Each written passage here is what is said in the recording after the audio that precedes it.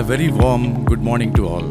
On behalf of the One World, One Family mission and Business Today, it is my privilege to welcome each of you to the One World, One Family Global Leadership Award Special Edition Cover Launch. I'm Sai Prasad, a CFO and trustee at the mission. We are deeply grateful to the National Stock Exchange for providing this wonderful venue and for their support in hosting today's significant gathering. This gathering celebrates leadership with purpose, leadership that integrates industry excellence with social responsibility and human values. We are honored by the presence of all our distinguished leaders and guests. Let us now begin the formal program.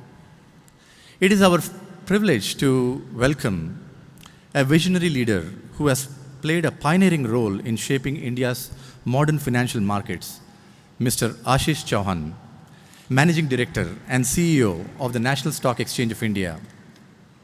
With decades of leadership in market infrastructure, financial innovation, and digital transformation, Mr. Chauhan has been instrumental in strengthening transparency, scale, and investor participation across India's capital ecosystem. His work continues to influence how markets support growth, inclusion, and national development. We are honored to have him with us today. May I now request Mr. Ashish Chauhan ji to kindly deliver the opening remarks, sir. Pujya Sadguru Sri Madhusudan ji, Shri A. Balasubramanian ji, Shri Ramesh G Iyer ji, Shri Navneet Munot ji,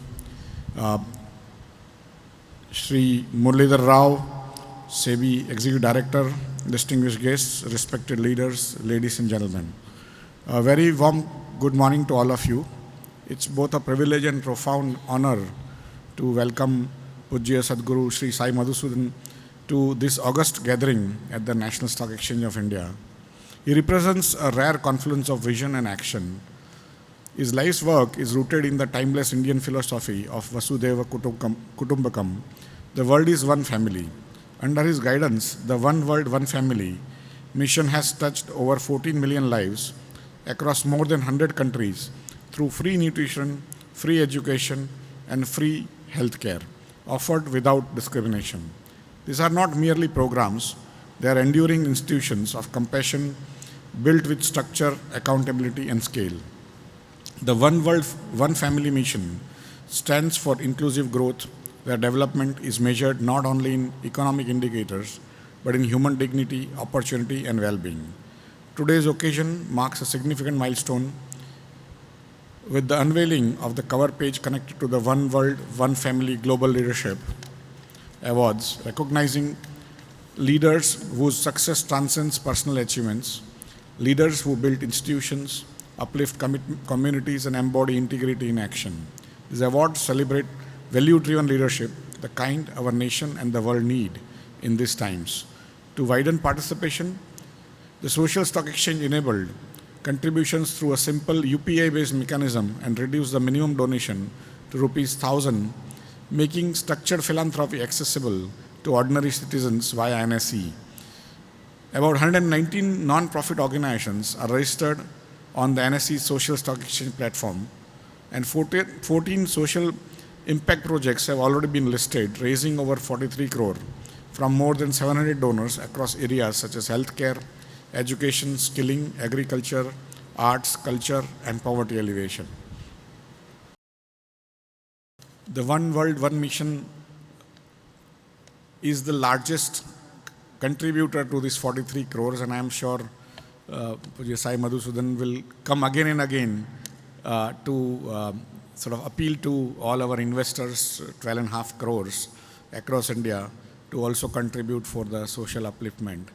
By integrating social capital with financial capital, NSE has demonstrated that markets can be powerful enablers of inclusive and accountable social transformation.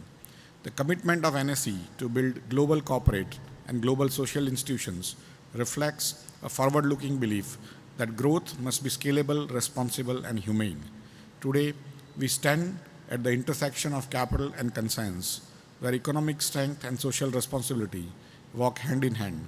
With that spirit, we once again welcome Pujya Sadguru Sri Madhusudan Sai and all our distinguished guests. Let us work together to build a world that truly lives as one family. Thank you.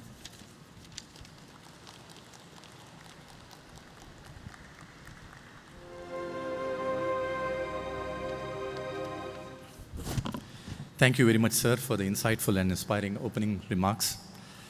Now it is my pleasure to introduce Mr. A. Balasubramanian, Managing Director and CEO of Aditya Birla Sun Life AMC, one of India's most respected leaders in the asset management industry. With decades of experience in financial services and investment management, he is widely recognized for his steady leadership, investor-focused approach, and contribution to expanding mutual fund participation across the country. We are delighted to have him with us today. May I now invite Mr. A. Balasubramanian, sir, to share an overview of the Global Leadership Awards initiative, its vision, purpose, and impact. Respected Sadguru Madhusudan Sai, distinguished guest, honored awardees, and Business Today editor, as well as Alok Nair, and distinguished guest and ladies and gentlemen. It is truly a privilege to speak today about the vision, heritage, and significance of the One World, One Family Global Leadership Award. The Global Leadership Award were founded on a powerful and timeless idea that leadership must extend beyond personal success and corporate performance.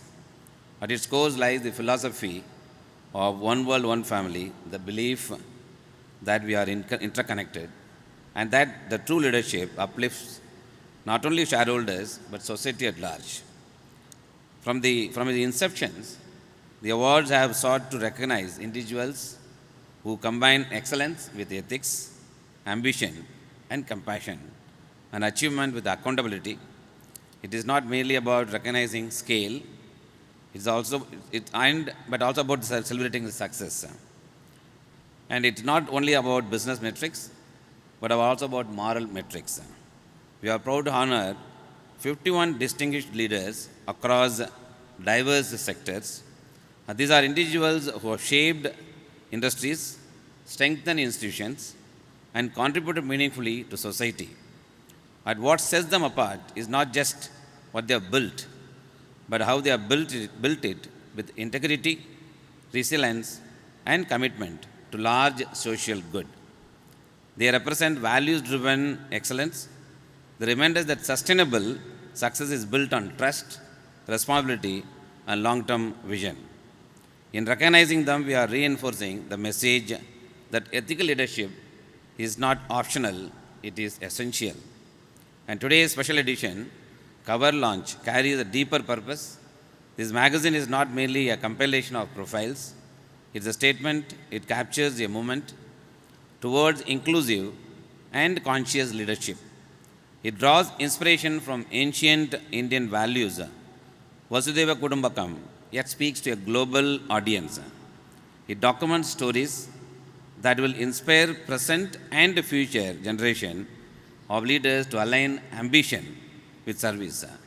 We are launching this special edition here at the National Stock Exchange of India under the help of our Ashish Chauhan, who is one of the leaders in the capital market. And we underscore an important connection. The financial market and the social responsibility are not separate domains.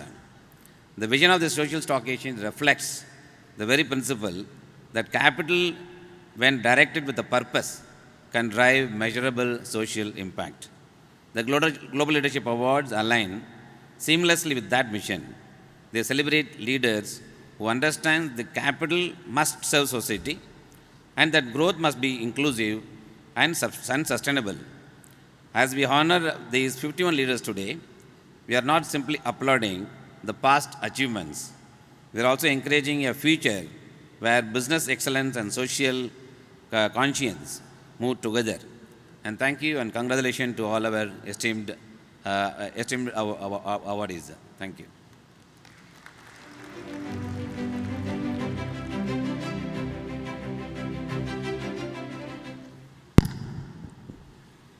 Thank you very much, Bala sir, for clearly laying out the spirit and the significance of the Global Leadership Award initiative. We will now present a short video that captures the vision and journey behind this leadership initiative. May we request everyone to kindly turn your attention to the screen. Can we have the video, please? Thank you.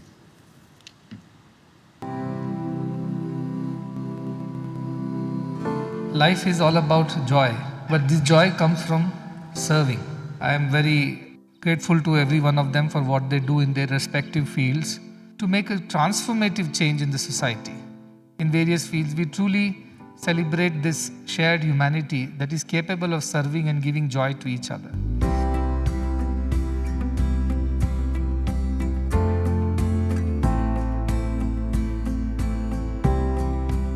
This is a very unique experience.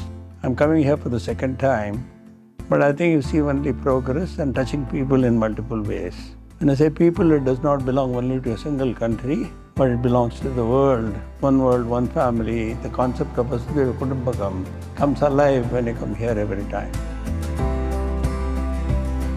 I was absolutely amazed and I said, I'm ashamed of not having come here earlier. This whole place here is inspiring. The work Sadhguru has done is really inspiring. I can relate this to my life, to my childhood. Education, nutrition, healthcare, and all this coming free for people in this country is a great example which everyone should adopt. I would like to thank the One World, One Family mission and Sadhguru and Shri Sunil Gavaskar, who chaired the selection committee for this award. I've always believed that the world is one family. Today I got to see it for myself. It's a belief that was in my mind, but I got to see how it plays out. Different activities, different welfare programs, different programs that involve persons from different countries, different geographies. And I think that unity of purpose is something that reflects very well on humankind. I'm amazed at the energy levels of this place, especially when I saw the hospital, when I saw the facilities, when I saw medical college, when I saw the vision of this whole place. And the contribution that you are making through nutrition, it's amazing. And it actually elevates me to do something more for the society. Education has been one of the mainstays for us, and we would love to sort of, collaborate and learn the best practices from the organization.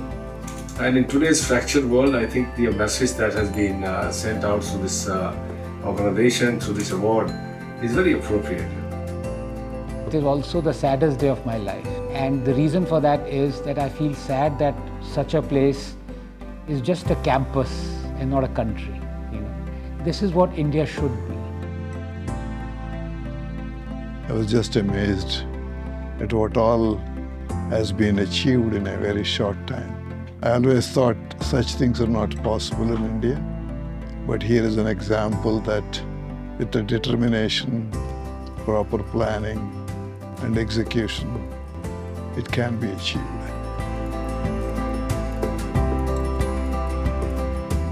World, if you may so say, materialistic world, constantly tempts leaders away from compassion. Only the best leaders resist that temptation. Compassion is not a luxury. It's not something to be exercised occasionally. It should be a component of every decision you make as a leader.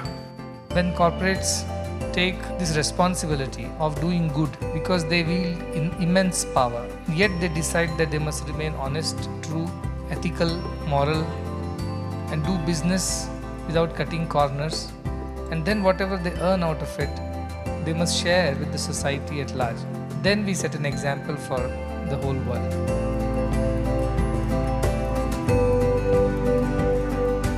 The One World, One Family Global Leadership Award, where service meets celebration and leadership becomes legacy.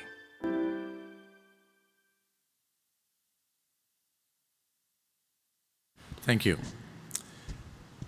We now come to the key highlight of today's program, the official release and front cover unveiling of the special edition, may I request that our distinguished dignitaries to please kindly join us on the stage for the unveiling. Sadguru Sri Madhusudan Sai ji, Mr. A. Balasubramanian, Mr. Ramesh G Iyer, Dr. C. Srinivas, Mr. Ashish Chauhan, Mr. Alok Nair, Mr. Siddharth Zarabi, Mr. Gauri Shankar.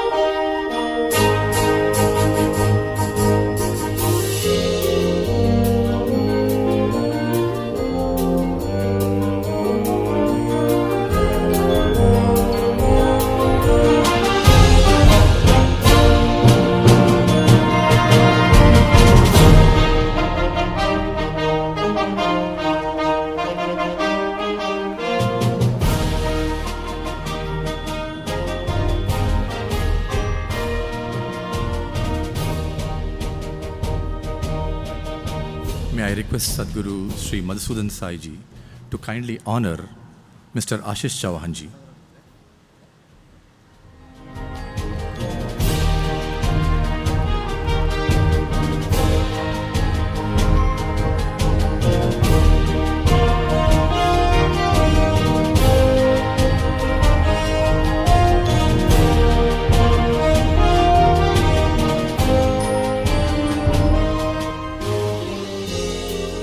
Thank you, Sadhguru. And Ashish ji has a SEBI meeting and has requested to be excused. Thank you, Ashish ji, for your presence. Really appreciate. We now invite reflections from our valued media partner for this special edition. For this, we have a leader from one of India's most influential business media platforms, Mr. Alok Nair, Chief Operations Officer, Business Today, Multiverse, TV Today, Network Limited. With extensive experience in media strategy, business journalism platforms, and knowledge-led industry engagement, Mr. Nair has helped build high-impact forums and has special publications that spotlight leadership, innovation, and national priorities. We are pleased to have him with us today. May I now request Mr. Alok Nair to kindly share the Business Today special edition note. Shri Sadguru Madhusudan Sai, respected sir, welcome on behalf of Business Today and India Today Group. Thank you so much for being here. It's a privilege, honor. Respected guests, esteemed leaders, our beloved Bala sir, the entire team of the foundation, our esteemed editor, Shri Siddharth Zarabi ji, all dear friends and esteemed leaders present over here. In a world often divided, the One World, One Family Global Leadership Awards celebrates our shared humanity and collective potential. Rooted in Vasudevaya Kutumbakam, that immense philosophy, the world is one family. And the foundation this year, as part of the 100 years celebrations, has recognized 51 leaders driving progress with purpose. As Sadhguru mentioned, that purpose is the most crucial aspect when it comes to humanity. They prove success isn't just achievement, but elevating humanity. Honored by a distinguished committee which celebrates these connecting ancient wisdom with modern ambition. When purpose guides progress, the world truly becomes one family. On behalf of Business Today, we congratulate this great initiative, and we are deeply honored and privileged to be a part of this journey. Let me assure you, this is just the beginning. As Sadhguru has guided us, and with Bala sir and with Gauri sir and their vision and cooperation, we want to take this whole philosophy through our powerful multimedia formats and keep it going for years to come. And as Bala said, inspire the future generations. So we'll play our little part in this. And congratulations once again to all the winners. And truly look forward to the discussion with Sadhguruji which follows next. Thank you so much. Thank you very much, Alokji. We now move to a very special segment, the Fireside Chat.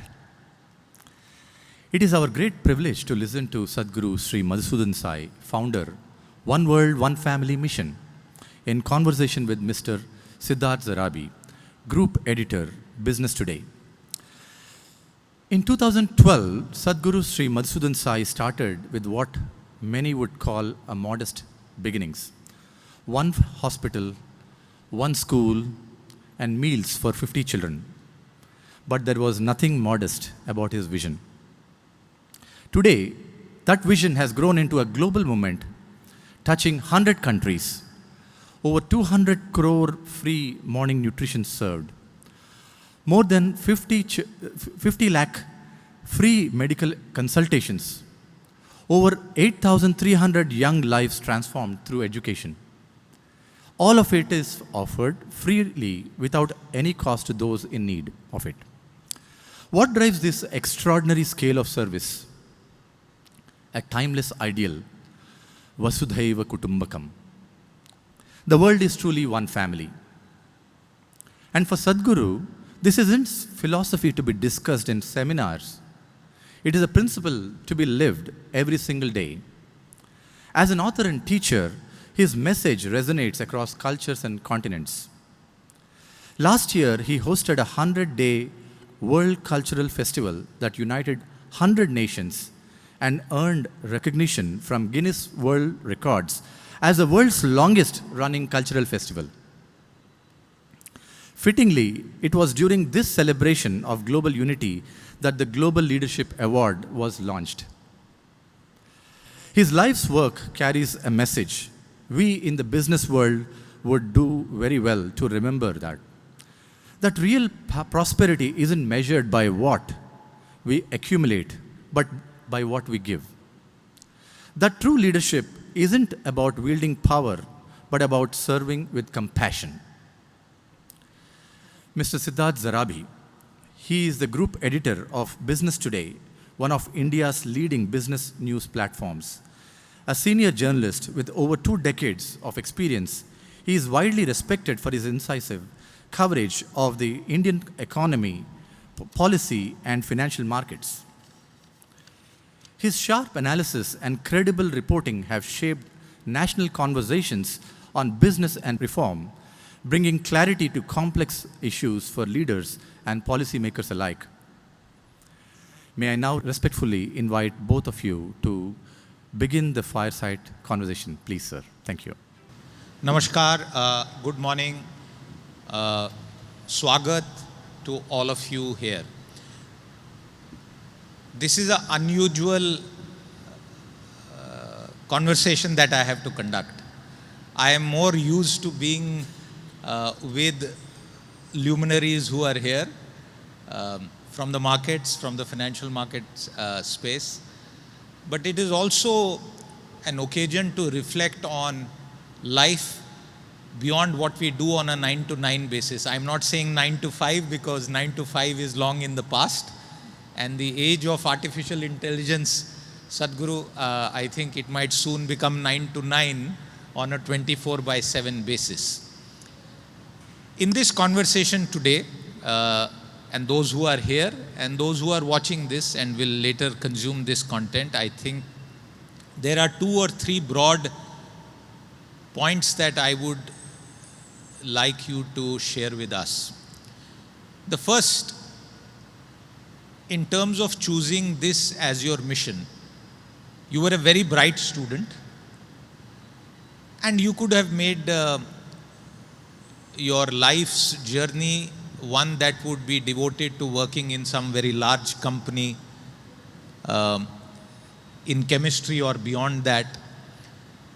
But you chose service, Jan Seva, Nar Seva, Narayan Seva as your purpose in life.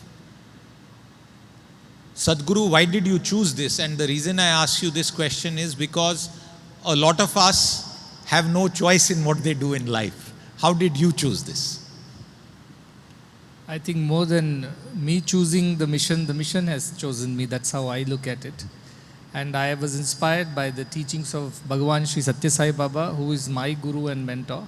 And it is institutions where I studied. He gave the mantra, love all, serve all, to all mankind, irrespective of caste, creed, gender, geography or nationalities. So that is the one that really inspired. It is with that guidance that one must lead a life of selfless service to find the ultimate fulfillment. That is how we began this journey, and it is inspired by his teachings to begin with and mentored by him, guided by him. My journey began in a small, humble way, and today it is where it is. But I truly believe that I did not choose this path, the path has chosen me. The path has chosen you, and do you think it is because of the blessings that you had accrued in a previous lifetime, the karma that you have accumulated in all your previous births? Is it because of your parents? Because I think before we serve the world, we have to serve our parents, those who bring us to earth. What is it that led you down this path? I think I truly do not know what I have done in the past. I have not much memory of it, fortunately. I'm sure I would have done wrong things too. So, yes, but since I was a child, I had this inclination to serve. And those signs were visible even to my parents, and they were very afraid that I would someday renounce the world and walk away. And that was something that was worrying them ever since I was a boy of 7, 8, because I was very interested in spirituality, and I would seek the company of those who were saints and preachers and spiritual teachers. So they saw those signs early. So I'm sure that's from a previous life. The house was a very spiritual, devout household where mother, father believed in God and they did their worships on time. But God was just a part of life, not the whole of life.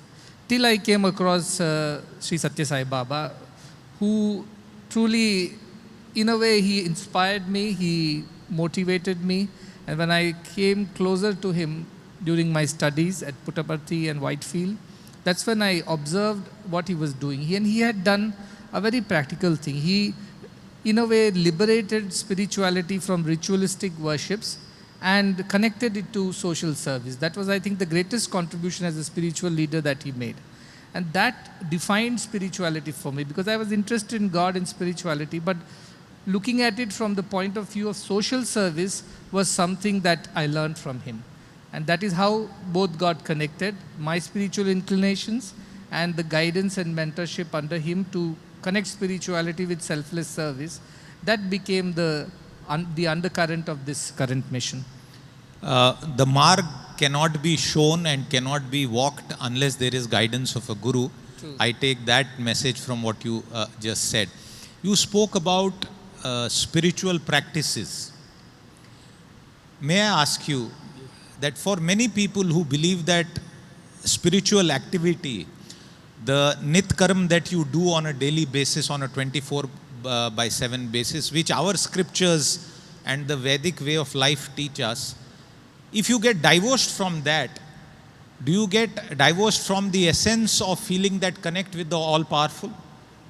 Oh, that's true. While I did mention that spirituality is not about so much of rituals than the spirit in those rituals. That is spiritual. That spirit in the rituals is what has to be, understood. Many times the karma kandis, as we call them, the ritualistic worshippers, they are driven by orthodoxy, almost bordering on fanatism when it comes to ritualistic worship, and they believe that is the only path. that unless you do these many chants, these many pujas, these many pilgrimages and these many ritualistic worships, you are not going to redeem yourself. Well, that's a good beginning is all I can say, because we need some kind of anchoring, some kind of a structure, a direction to keep our minds focused. And I think rituals only help us to do that. You worship or believe in a certain name or a form and a certain way of worship that helps you to remain grounded, anchored and focused on a path. But it only serves that much. It does not take you beyond. Beyond that lies the spirit behind all these rituals, the philosophy behind. And the philosophy of our Sanatana Dharma, if I can say so, is that of oneness of all existence as consciousness, as oneness. I think that has to be understood. Otherwise, we get into very dogmatic, very almost fanatic understanding of God and spirituality, and we start conflicting on the idea that my God is better than your God and my way of worship is better than your way of worship. So that does not lead to any oneness and unity. That leads to divisions, because the spirit behind the ritualistic worship has been missed out.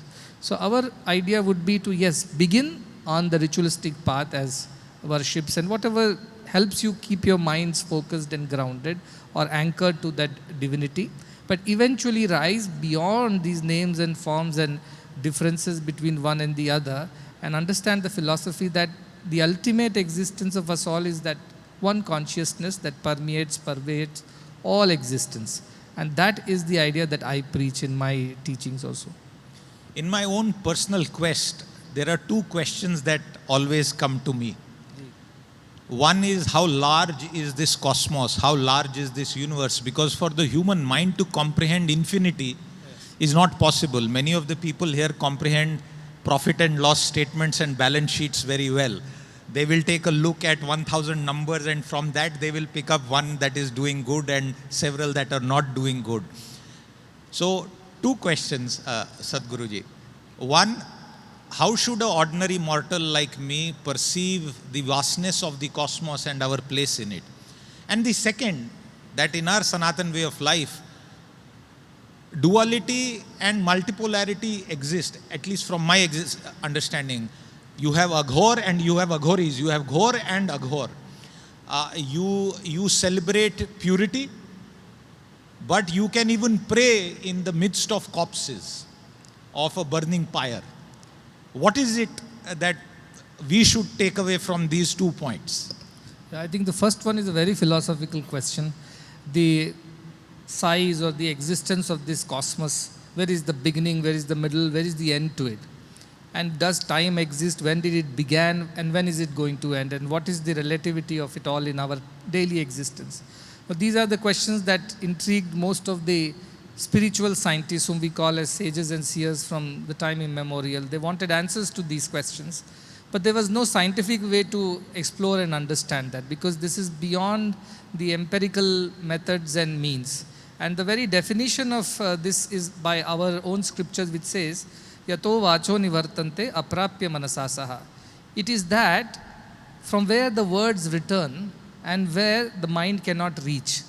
Now, if something is by definition that which cannot be described or comprehended by mind and logic, there is no way we can understand the size or the depth or the vastness of this cosmos. Because if you truly go to the Advaitic idea, the non-dualistic thought process, it says there is no beginning, middle or end to this. It has been there forever. It's a continuum. And there is these chalks or blocks of which our existence is only a periodical appearance and disappearance. So think of it as like a vast ocean. On that the waves emerge. Now these waves have come out of the same water of the ocean. For a moment they appear to have existed, and another moment they disappear into the same vastness of the ocean. So our spirituality says that all the material existence has an underlying consciousness as the fundamental building material. On this consciousness, which is the energy, all the matter has come into existence, like waves come into existence from the oceans and then disappear into the ocean. So our existence is that momentary and temporary, but the consciousness, it was there from the beginning. If you go by scientific way also, they say a big bang happened and everything came into existence. It means they almost are saying that from nothing something came into existence. That is scientifically wrong. How can something come out of nothing? There has to be something before all these material existence came into existence. And that is that energy consciousness which must unmanifest is how we look at. When it became manifest, then time, space, situations, all these parameters came into existence. And once it again goes back into the unmanifest state, then again all these parameters disappear. So how do you understand the vastness of it? In the moment, you can understand through time, space, distances, but in the eternity of it, it's only an experience. It has no measure. Like love can be only experienced, cannot be measured in kilos or meters. Likewise, this experience of that oneness is an experience that cannot be measured in empirical terms. That is the basic definition of it. On the other side, yes, while this is the fundamental philosophy, dualities do exist. Different people take to different path. You mentioned Agora, which is the left hand, they call it, of the spirituality, or the Vamam Bhagam, where people undertake some very rigorous, very unorthodox, very difficult rituals. Like you mentioned, living in a shmashana, living amidst corpses, and trying to meditate and contemplate on the ephemerality of all existence and try to focus on the permanence of your soul. But that is why they sit over there, because once you face these things, you develop this understanding that even my bodily existence is limited and there is only so much attention I must pay to it. My focus should be on the higher idea of my permanence as the soul. So these philosophies exist, and as I said, you can study in various schools. One is an English medium, Marathi medium, Kannada medium. They will all have different timings of what time you come, what time you go, what dress you wear, what is the medium instruction. But the knowledge that is being taught in all the schools is one and the same. Even an Agori is trying to understand and experience the permanence of existence. Or a Krishna Bhakta who is he calls Krishna as the very embodiment of that consciousness, the Kshetrajna. And he is also trying to achieve that. Or somebody who worships Rama and considers Rama lives within me. What he truly means is that Rama's consciousness lives within me, the same awareness. So dualistic worship ultimately must lead to the non-dualistic understanding of everything. And jitne mat, utne pat, our Ramakrishna Paramsa ji would say. There are as many paths as there are seekers. As long as all these paths are leading to the same quest for the truth, which is the oneness of all existence. But most of the people, instead of climbing all the way to the peak, settle down at the foothills and think, we know what it is. Four blind men trying to understand an elephant. That is the reason why non-dualistic understanding of, or philosophical understanding of our rituals is very important. Otherwise, we'll get into this dogmatic pursuit of truth, which we would see from our limited viewpoint and then declare it to be the truth. And then there are conflicts and controversies. Even a cursory understanding of our Vedic way of life, and before we come to the subject of one world, one family, we'll tell you what Sadhguruji said, that there are countless infinite ways of searching the ultimate truth, and any way that you follow is the best way. I have one more question on this subject. In a world of turmoil, in a world of conflict, in a world of immense physical, mental pressure, a post-COVID world, this belief that visiting a Devasthan is very, very important as part of the process. And also your thoughts on, in the present world, in Kali Yuga, is it possible to actually visit or feel, touch, be near a Jagruk Dev? Because many Devasthanas are said to be Jagruk Devasthanas. What are your thoughts on this? Oh, yes, of course. All the Devasthanas, the temples and the places of worship have a huge role to play in one's spiritual upliftment. Even a non-dualistic person like Adi Shankara would still go to the temples, despite declaring that you don't have to find God in a certain place because God exists in the form of consciousness everywhere. I'll substantiate with a small example. A kid once it so happened that early in the morning, I got a message from one of our devotees who said that their son, who was just 7-8 years old, was not willing to go to their Kuladaivam, that is their family deity's temple, which is a must-do ritual for them every year. And they are not able to convince him to go because he says, you tell God is everywhere, then why should I go to a temple in particular? And they did not know how to answer him because they taught him this and they taught him that, and now they're confused. So they sent a message and I replied to that message. I said, ask him that does he play games, video games, YouTube videos he watches? He said, yes, he watches. Where is the signal strongest in the house? He said that is strongest in the bedroom because there is a router over there and you get the strong signal, so your videos stream faster. Then I asked him, when internet is everywhere, why should he sit in the bedroom to watch the videos? He should be anywhere. He said, because the signal is the strongest there. So I said, that's exactly what temples do to us. So many people for so many years, thousands of years in India, have been worshipping a certain form in a certain way. All the energy is concentrated over. That is what is a Jagruka Daivam. It is a piece of a stone, but we do prana pratishtha, we bring that consciousness into that stone and we agree that it exists as a live deity. So we have upacharas from morning till evening, we treat, we give a bath, we wake the deity up, we give a ceremonial bath, we feed the deity, clothe the deity, and even put it to sleep at the end of the day. People may look at it as very childish, those who do not understand the depth of it, but it's an experiential reality. When you go there, you feel that energy. Now, it's a different matter that if you are not prepared, you may not feel it because you are, in a way, non-conducting material. So electricity does not flow through you. So you have to do some preparation for it. These preparations are be in the company of the right people, read scriptures, develop some kind of faith. So these are some steps to prepare. But once you prepare and go to a Deisthanam, you can feel the connect. And as I said, the signal is the strongest. Divinity exists everywhere, no doubt. But it's felt the most in such sacred places where for thousands of years, like-minded devotees have been worshipping and investing or depositing their energies over there in that deity. And that deity becomes a transmitter of such energy and you can feel the presence. Thank you for giving us a modern technological explanation for that.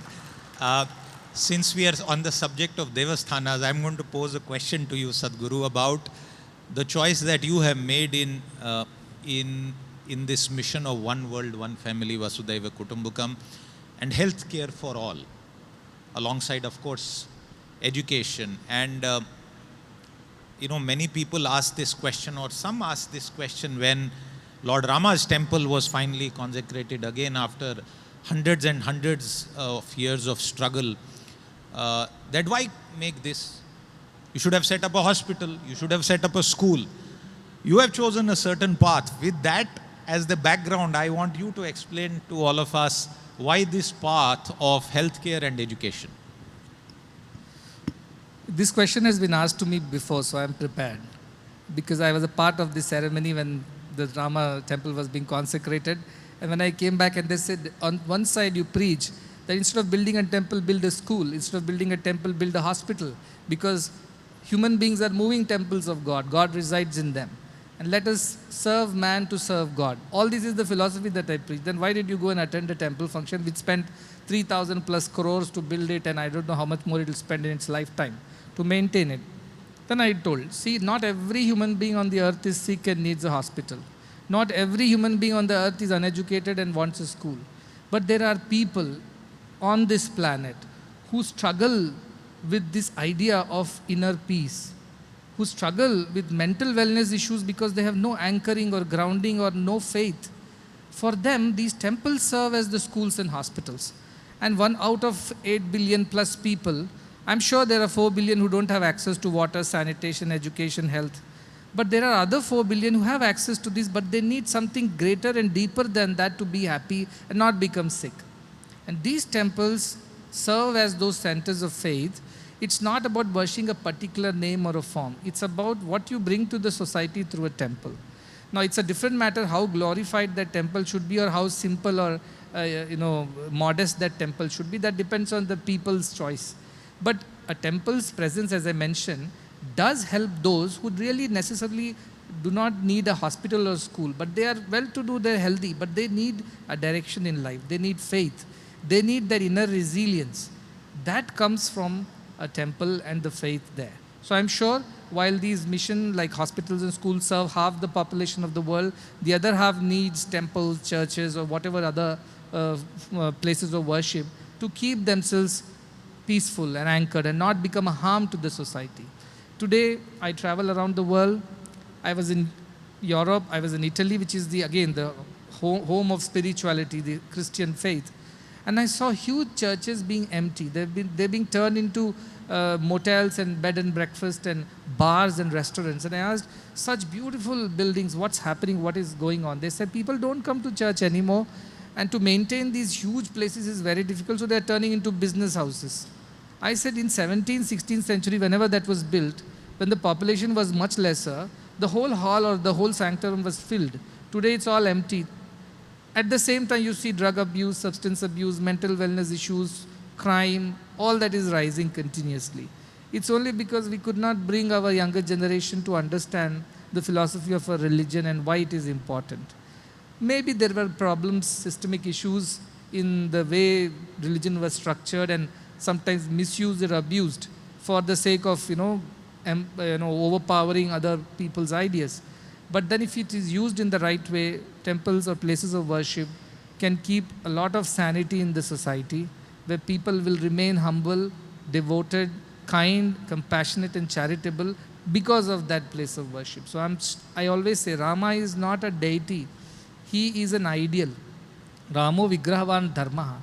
We said put up the statue of Abraham Lincoln in front of whatever the US thing, because he brought an idea of democracy, or he fought against apartheid and he brought equality, slavery was removed, abolished. We worship him. I worship Rama as a dharma, as an embodiment of dharma, who taught us how to live our lives well. So when all these monuments are built at whatever cost, of social leaders, political leaders, reformers, to inspire the mankind, Shri Rama stands at the very embodiment of dharma in our culture. Why should we not glorify and, in a way, put a monument in his name so that everybody learns and, in a way, follows his path? And that is the idea. I feel that it is important to have such monuments. They are not necessarily temples, but they are places of inspiration. And the deity, especially in our culture, every deity has brought an idea to the humanity, which they can easily follow and become better human beings. So I think temples are important. They have their role to play. Sadhguruji, what have other faiths taught you? Because you emphasize on the oneness of all humans. And what can other faiths learn from the Sanatan way of life? Sanatan Dharma is very different from most of the other faiths, because we are founded on two basic principles. One is the law of karma, the action and reaction. And two, the law of punarjanma, reincarnations. Most of the Abrahamic faiths do not believe in the law of punarjanma or reincarnation. They believe this is one life, and whatever you do, you will definitely going to face the consequences. The karma does exist. And they believe it, you will be either allocated to a heaven or a hell, and then you will be judged and you are done with that. And on the final judgment day. But in India, in our Sanatana Dharma, we believe that no, it is not as simple as that. You live multiple lives, lifetimes of it, and then your karma keeps coming back to you in various lifetimes. And when it will come and hit you, you never know. So better be good. It's like a software upgrade from Janma to Janma. Janma to Janma, it goes on. You don't ever get rid of it. Unless you realize yourself, you get the moksha. And once moksha is there, then all this doesn't matter. But till then, you go through it. So these are the basic fundamental differences between most of the religions and us. Even the religions that were offshoots of Sanatana Dharma, Buddhism, Jainism, again, they went so far and not further than that. They did not go into that idea of, a supreme Brahman or one supreme consciousness as the ultimate goal.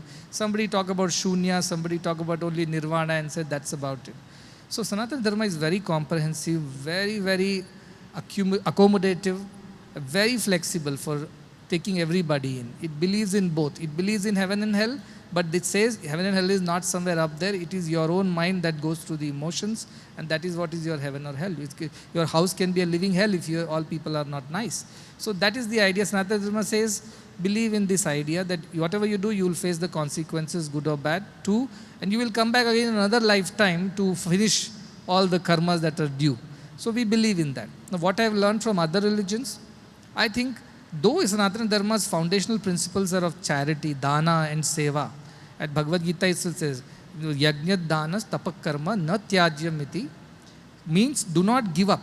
Three things. Yajna means worships, tapas means your personal austerities, and dana, which is charity.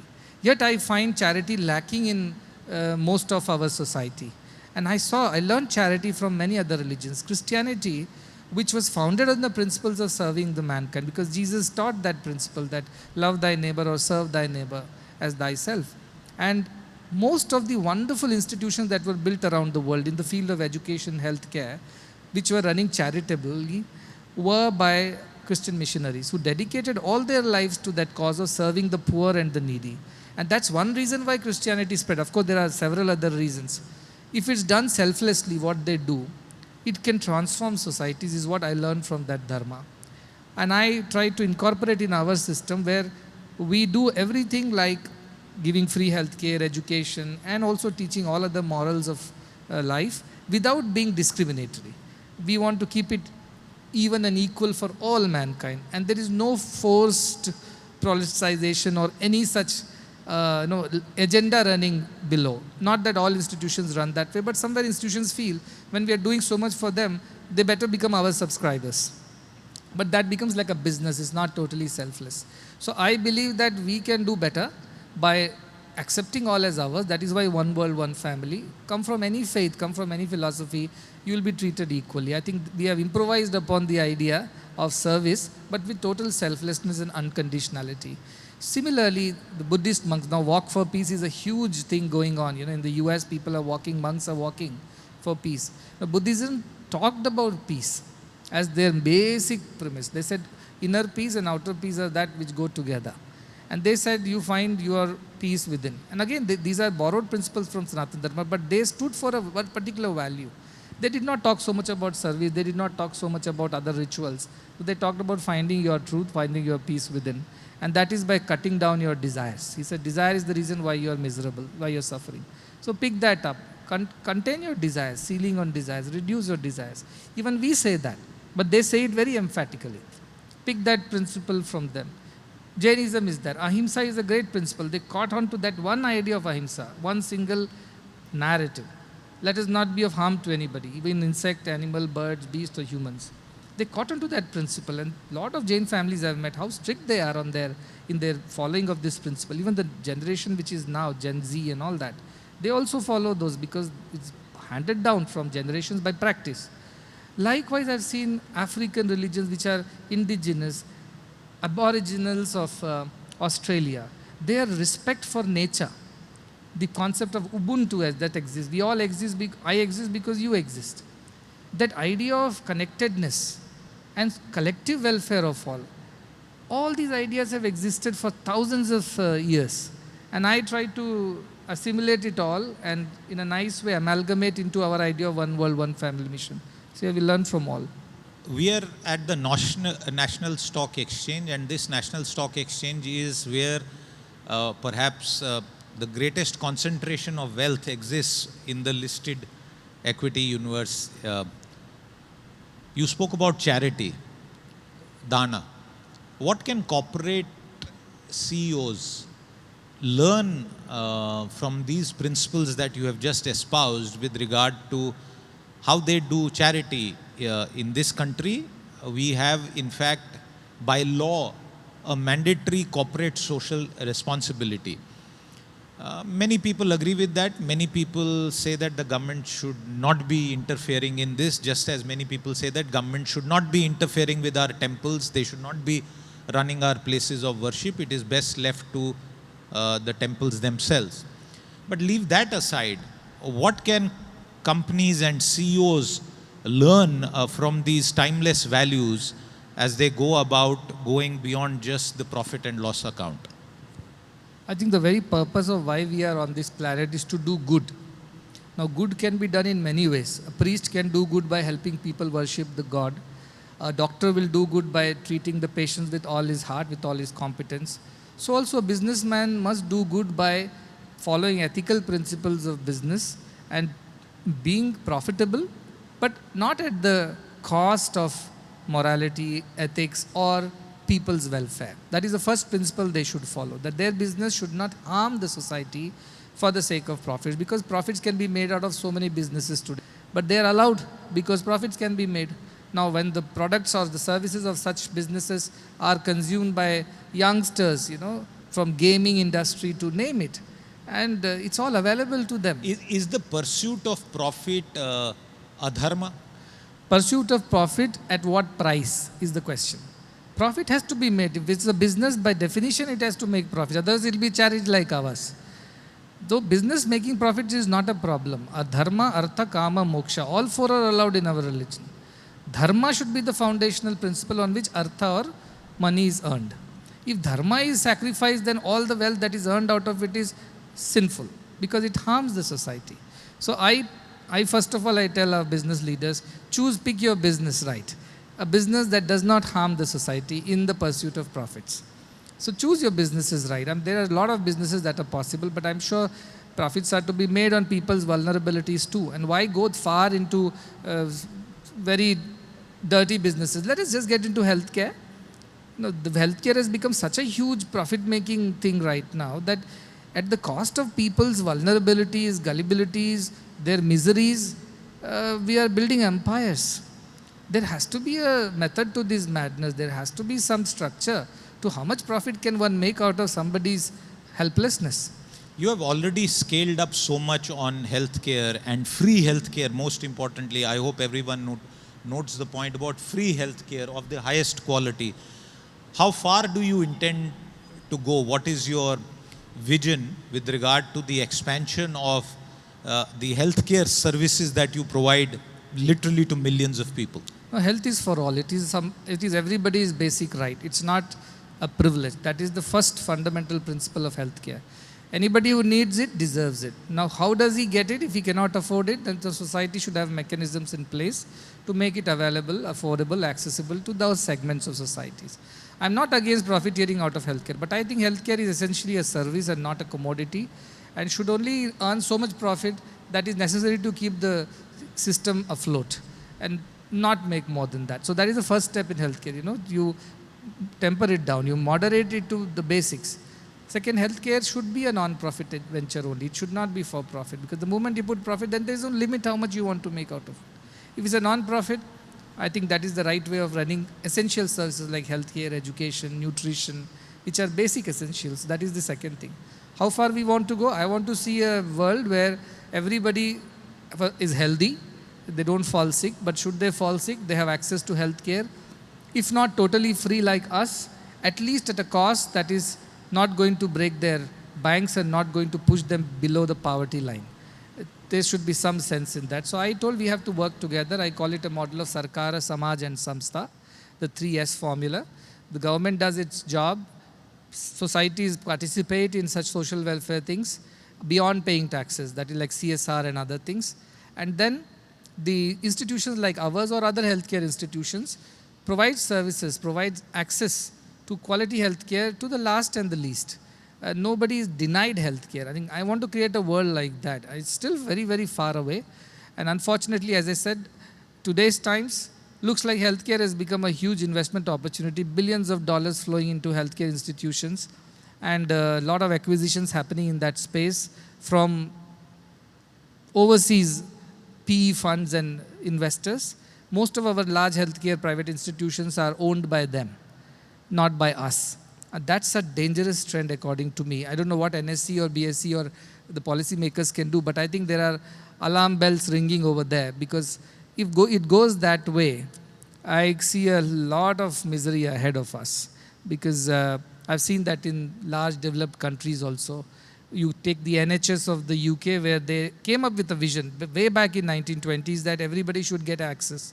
But today the waiting lists are so long, so people have to go to the private sector, and now they are dismantling the very system. And I've seen people waiting for 18 months to get a stent in the UK. So that model did not work. That whole socialistic model did not work.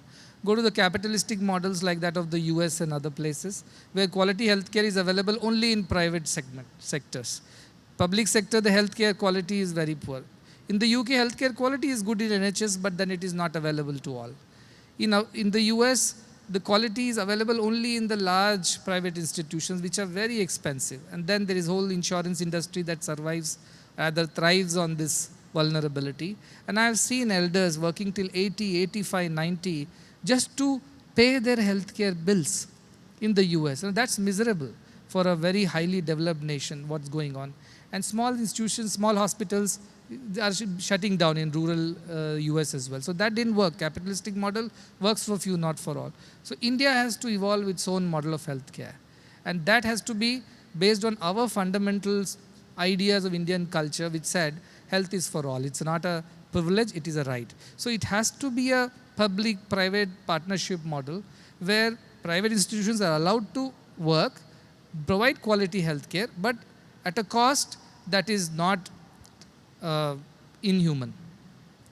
And charities like us should be promoted. The CSR should be directed to charities so that these charities can provide totally free healthcare to the bottom of the pyramid.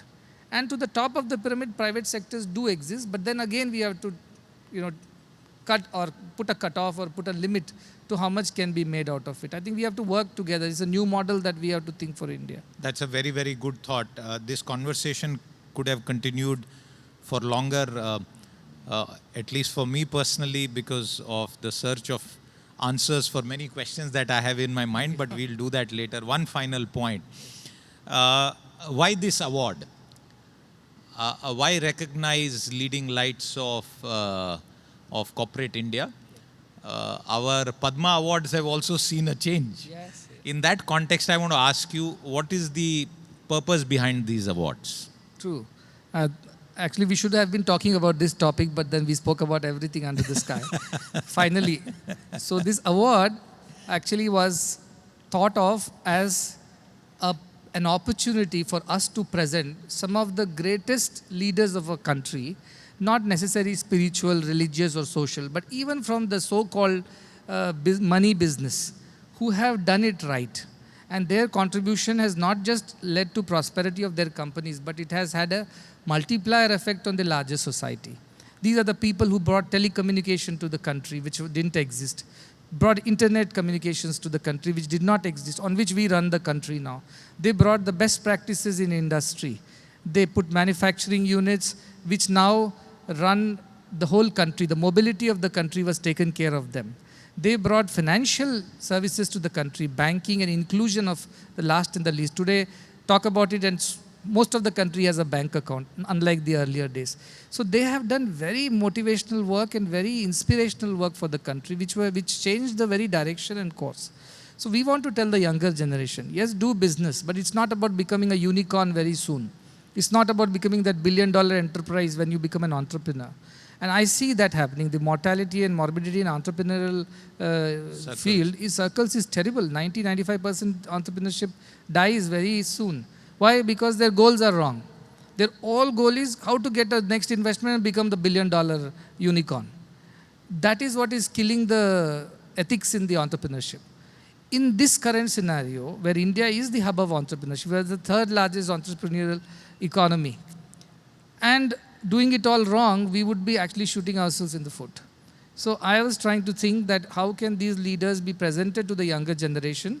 India is set to become 5 trillion. As I met some very good entrepreneur, he said, even if we don't do any policy interventions, by the power of compounding itself, we will keep growing. So there is no point in worrying about how many policy interventions, because India will grow on its own. 7-8%, keep compounding. In 5 years, we are double.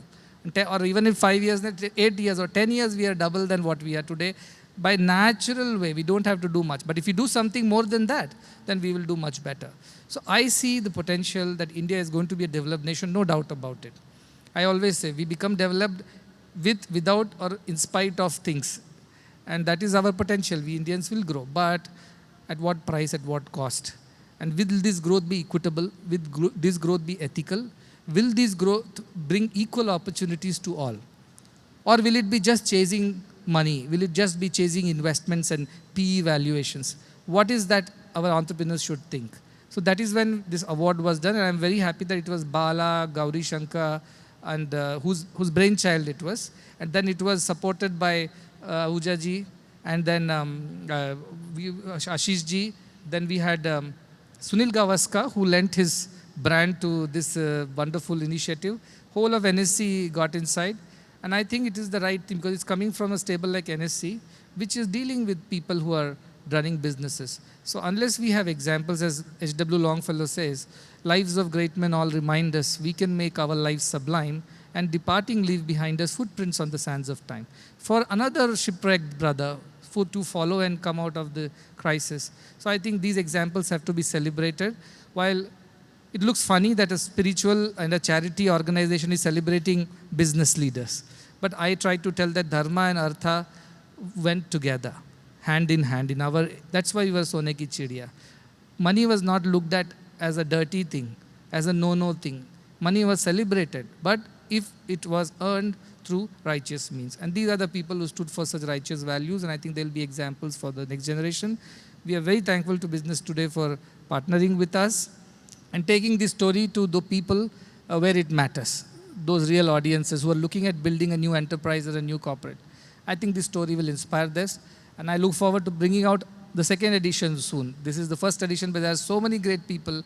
It was more of a selection by elimination, but I think the next time we will also look at including the next generation of great business leaders. It will be our privilege to continue to be associated with you and to support this extremely noble and pious purpose in every way we can. As we end, all of us say a prayer that is dear to us. Sadhguruji, if I may request you to share one small prayer, a shloka, which can be our leitmotif in these troubled times, in the time of AI, in our personal struggles, our professional struggles. What is that one prayer that you would advocate everyone to recite? I think I always chant this in most of the places. I did not know that I could chant it here in NSE, but now I think I can.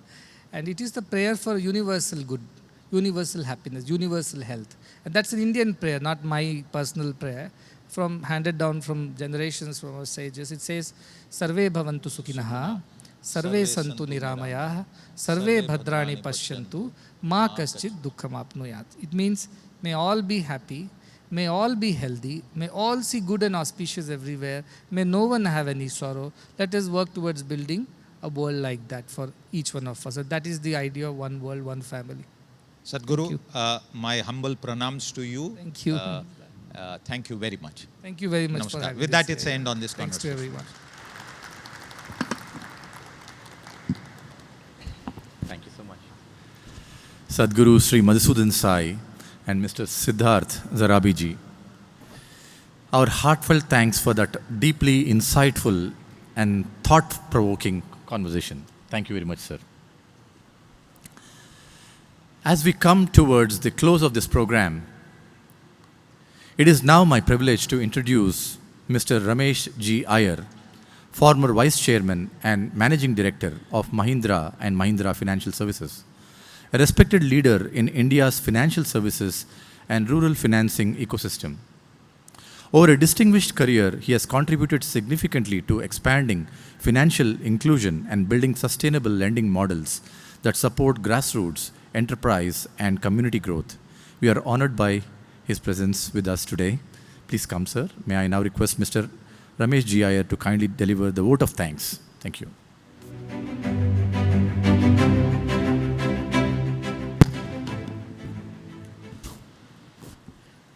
I think we are still in the morning. Good morning, everyone. I think first and foremost is one world, one family says it all. It very simply says that it's an opportunity to be given to everyone on this earth, irrespective of where they belong to, whether by an economic background or their religious background, it doesn't matter. Everyone has to be given that equal opportunity. It sums it up all. Thank you, Siddharth, for such a wonderful interview. And I think through your process of asking the questions, almost all the doubts that we have in our mind in some form gets clarified. So thank you so very much. Humble pranam, Sadhguru, our gratitude for accepting to be in this day of, very, very important day of launching this, and your guidance to us always, just to keep it simple but very focused and not to deteriorate from that simple focus approach as what has got us to this day today. Our humble pranams. I think thank you also to NSE. This is not the only time that they have offered us this facility. We've been here before. And Ashish and his entire team kind of take all the efforts and trouble like they belong to our family. And it's so happy to see that when everyone starts participating, I think the mission becomes wider and wider and it can really travel. So thank you, Ashish, to you and your entire team. To the BT team, I think it was touched upon in the discussions as well. It's not about what these 51 leaders have really achieved, but I think just reading about them as to what they did, how they did, why they did it, and who all benefited out of that, I think is going to throw up, I don't know how many thousand more leaders. In this current world of extreme competition, people lose out on the ethical practices. They lose out on the governance because their focus gets shifted to I need to win. And we are seeing this not just in businesses, we are seeing it in almost every profession, whether it's sports, whether it's medical, in every profession. And I think programs of this nature where you showcase leaders who have achieved exemplary things, but staying well within the governance and ethical practices and making it a success will tell us a story that governance and ethical practices is actually a strategic differentiator, and therefore you win this game. And I think your magazine, when this really comes out, will inspire people to read, go deeper, and learn and understand what should we be doing to be successful in life. So thank you so much for accepting to really portray this, bring it out. And it is not about those five. These 51 leaders don't need any broadcasting for themselves. They are all known. They just don't need to figure anywhere. But it is just to attract thousands of people to know about them so that they become those leaders of tomorrow. So thank you so very much for doing this. I think it's also important to thank all the jury members who in their most busy schedule pulled out time. I mean, just look at Shri Sunil Gavaskar, who was our chairman of the jury committee. He's almost everywhere, every day in different parts of the world. But I must tell you honestly, this was not done in a very unorganized manner. Right from the screening, he has put in efforts. Right from the screening. And imagine, bring out 51 leaders from thousands of leaders. Screening is a very important process, and it was done with all sincerity, and it was done with all involvement. And therefore, a big thank you to all the jury who really put in their efforts and time to really bring out this, because it serves a larger cause. To speak about the institution by itself, my humble request to everyone here would be, visit once to experience yourself what is being said. It's unbelievable. I've said this before, we as corporate leaders think if we grow by 20%, we grow by 30%, we are doing some great job because we have to just convince few people around to say, I'm growing at 20%. You will just go there and believe for yourself that growth is a very different parameter. And it's all being done with clear purpose, with a very clear purpose that I need nothing, but I need to give everything to everyone out there so that they can start giving to this world. Whether it's in the field of education, whether it's in the field of health, whether it's in the field of nutrition, even just the nature, care for nature out there.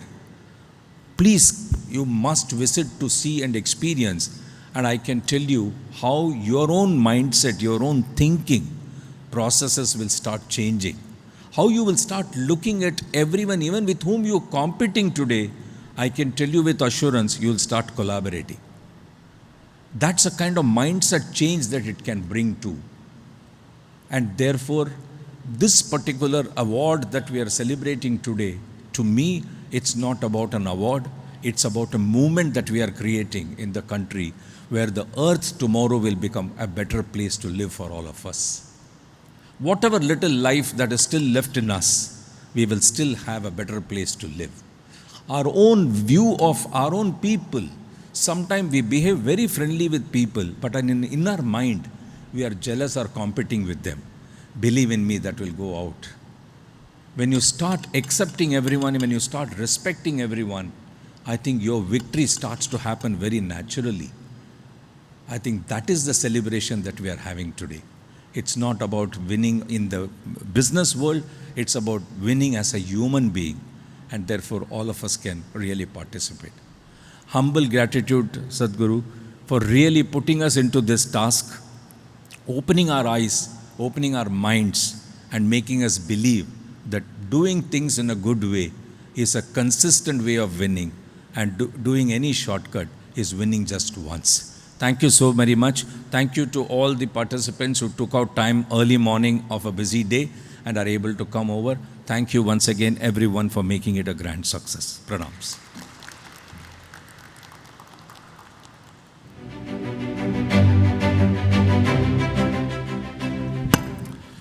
Thank you very much, Ramesh Ji, for those wonderful and gracious words. Finally, may I request for a group photo call?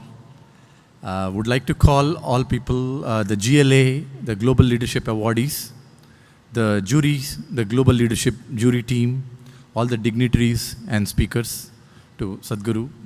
Can you please come to the stage? Thank you.